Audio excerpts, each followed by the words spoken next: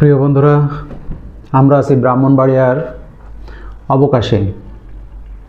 আজকে বাংলাদেশের স্বাধীনতা দিবস। এই স্বাধীনতা দিবসে ব্রাহ্মণবাড়িয়ার অবকাশে অনেকেই শ্রদ্ধা জ্ঞাপন করার জন্য এখানে এসেছেন।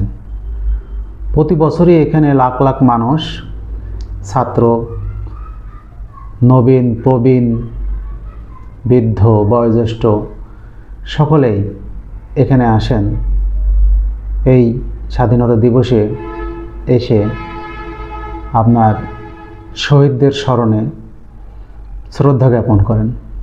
এবং এই দিনটি বাংলাদেশের অত্যন্ত গুরুত্বপূর্ণ এবং তাৎপর্যপূর্ণ একটি দিন, যে দিনটা বাংলাদেশ সরকার সহ বাংলাদেশের আপামর জনতা সকলেই খুব শ্রদ্ধার সাথে পালন করে থাকেন।